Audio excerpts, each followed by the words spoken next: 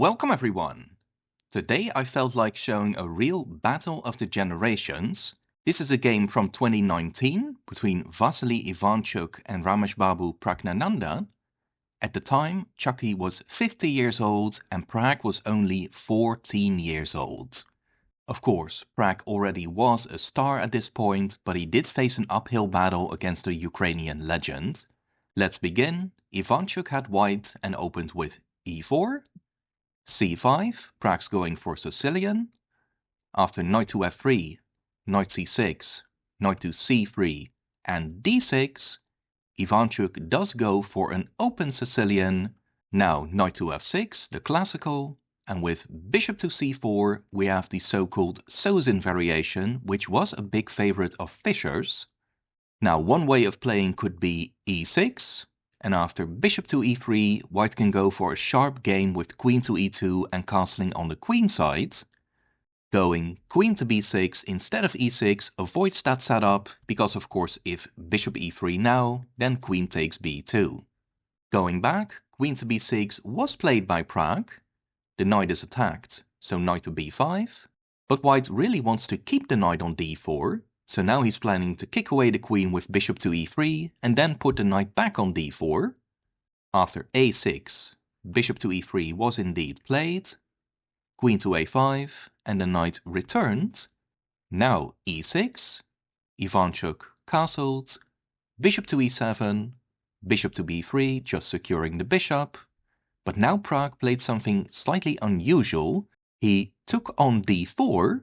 Normally black just castles here, and the difference is that after black castles, white can now go queen to d3. Normally knight to e5 would be a good response to that, but of course black now doesn't have that move. Instead, b5 was played, hoping to one day go b4 and weaken white's e-pawn. Therefore a3 ruling that out.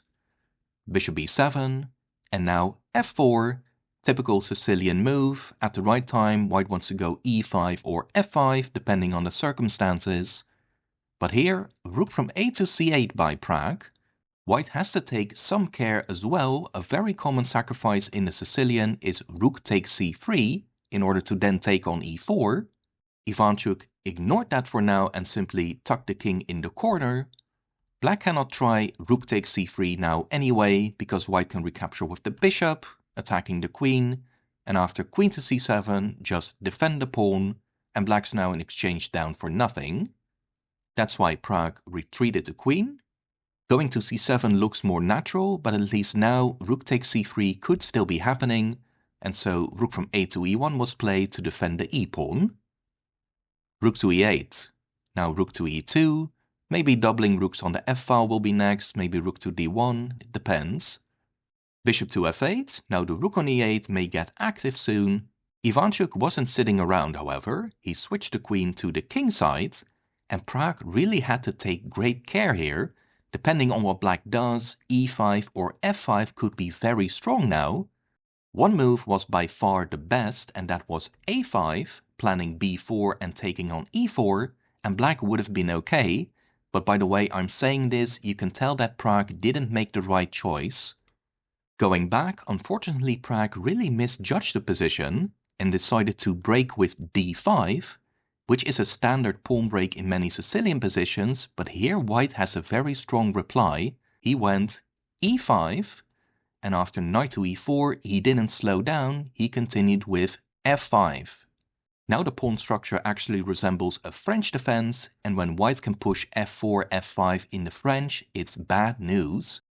Pragg now swung the knight to c5, which also isn't the best move, but he's in big trouble anyway. Watch what happens now. f6 by Ivanchuk, and this is just crushing for black. Pragg took the bishop now on b3. Let's briefly check out g6 as well, keeping the kingside pawns intact. But white can keep things very simple. Rook to f4, and the plan is as crude as it looks. Rook to h4 and crash through on the h-file. If now knight back to e4 and try to defend on the king side, then still rook to h4. And when the knight defends from g5, also attacking the queen, then queen to e3 counterattacks. h6 stops that threat for now, but white can then go knight to d1 and simply bring the knight over to g4, and white will crash through on h6. Going back, g6 also wouldn't be good enough. As I said, knight takes bishop was played, pawn takes, then a5, planning b4, but that doesn't really help black. White has more than one way to end this. Ivanchuk went rook to e3, so keeping a rook on the back rank just to be safe. b4 came anyway, but white can even ignore that. Chucky took on g7.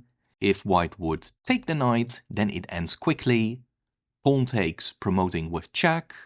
After rook takes, rook g3 check, king to h8, and queen h6, and mate is coming soon.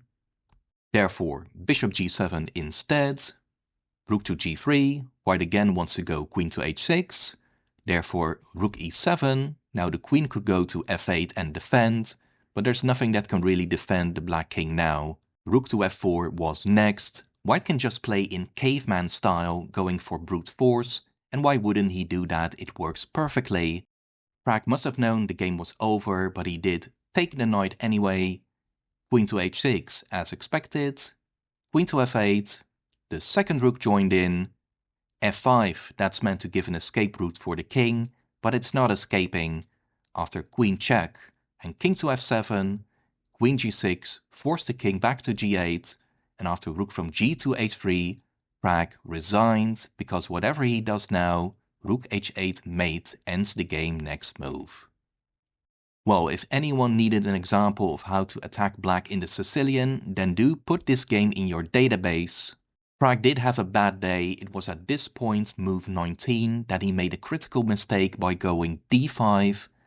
That's a standard pawn break in the Sicilian, but he allowed e5, and then it got even worse with f5. Already here, in practical terms, it may already be impossible to defend, and as soon as they reached this position, I'm sure both players knew for sure how this game would end. So a tough game for the 14-year-old Pragg, but of course credit to Chucky for this perfectly executed attack. We all love seeing his games and we're always happy to learn from him. So please let me know in the comments what you think of this game. If you enjoyed, please do me a favor and simply like the video. There's many more games for you to enjoy in the playlist, and more are coming up this weekend. So I'll be seeing you guys again soon, and take care.